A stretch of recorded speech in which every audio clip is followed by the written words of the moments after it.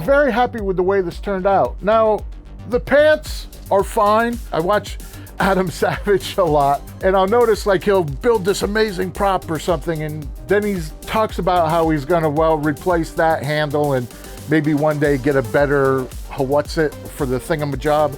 My measurements are all close. Yeah. But they're not exact. No. And as soon as I found out there was an exact one, I ordered a set of parts from Marcel and eventually put together this. And I'm always like, oh, it's not done, but I get it now because these pants I have now, they're fine. I'm glad I shared with you the process, but I think I could do better. So I found a pair of pants that match this detail, and I ordered them. If they come in time, then I'll swap them out for this costume, use them. If they don't, they'll go on the shelf and we'll use them on the next project.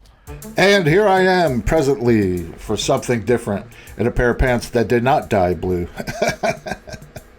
So I'm replacing these pants. If you're a regular subscriber to the channel, on the last video, I said, you know what, I want to redo these pants.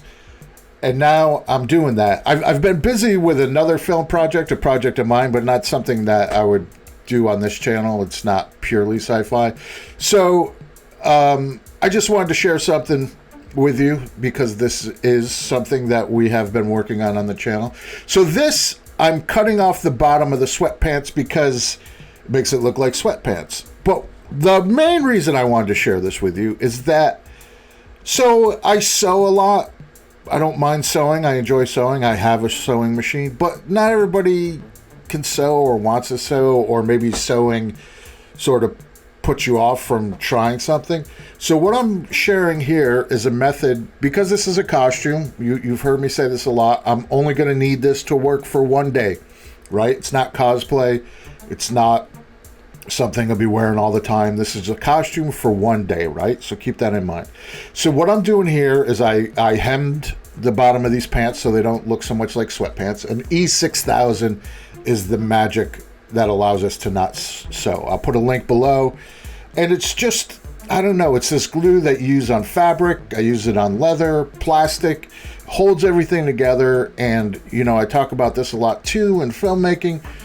You don't want anything failing on the day when you have a whole camera crew and actors and extras and paid for lunch. So the E6000, I don't know, I use it a lot. So here I'm taking clothespins and I E6000 together that hem, no sewing required. Now I have a hem that doesn't look so much like a pair of sweatpants, although I guess it does still look like sweatpants as we're looking at it on the bench. So here, this is a detail that were on the other pants. I cut it off. And what I'm going to do is just put it on the band so it gives the vibe of like just some kind of belt that has the logo of the rest of the costume, just to tie everything together. So to do that, to achieve that, I just had to put these drawstrings in the back, not on the front, but that's fine. And again, this is not a belt, but this also is not the lead character, right? This is a supporting character. We'll see them only a couple times and they'll be moving the plot forward, but we want them to look nice. We want them to be detailed. So here, E6000, I have a 3D print. I'm putting E6000 on it. I'm going to stick that, glue that to fabric. And it's never, like, that fabric is going to rot and decay in the ground and it'll still be stuck. I don't know. I've used it that many times where I'm confident in saying this. So now with gluing and clamping, right? Some people forget the clamping part of gluing. It's just as important. So here, and what is the clamping? As many as I can get on there, right? Same thing with the pants. That might look like overkill. That's actually not. You're always going to have a better result when you clamp as many clamps as you can clamp.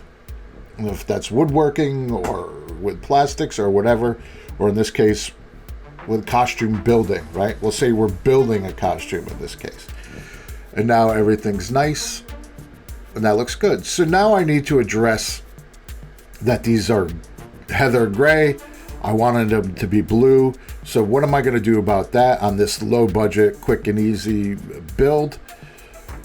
Spray paint them? No, you couldn't. Yes, I'm going to spray paint them, right? So the only thing I don't want to get paint on is this mock buckle. And by the way, you're never going to see that buckle, but maybe you will. And I'm going to say there's a 50-50 chance that the actor's going to be sitting down and they're going to say this thing's poking in my stomach and we're going to rip it off. So there's that blue spray paint I talked about before, that it's floral spray paint, right? It's for like spray painting flowers and silk flowers. So it's like a finer mist.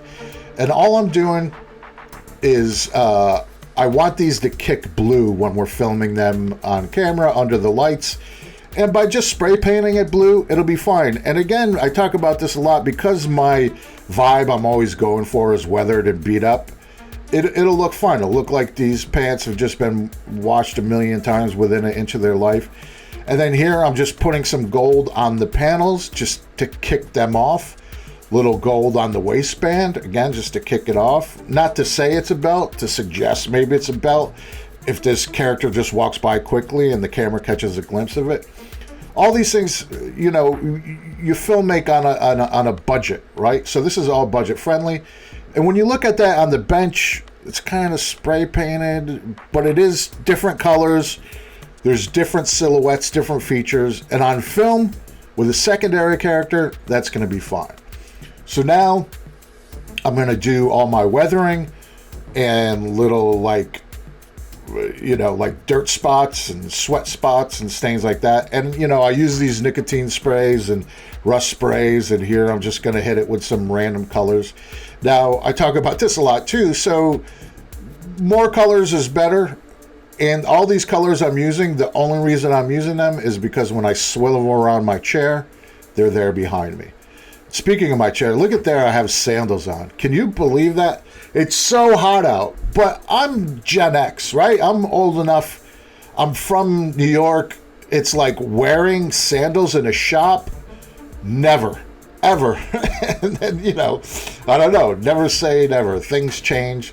Life changed. Who knew back then that we were going to, you know, be having a global warming and, you know, 1,000,000 degrees. But the good thing about the 1,000,000 degrees is I just put that outside for 5 minutes and it's done. So here's the old pair of pants, right? Those are fine, but they were bugging me. It's a slight thing, and I switched them, and here's the new ones. I think those look much better. Let me know in the comments if it's 6 of one, half dozen of the other. You like the other ones? But it's just that little subtle, I don't know what, that to me makes it all look better. And yeah, that's just so much better to me than those other ones.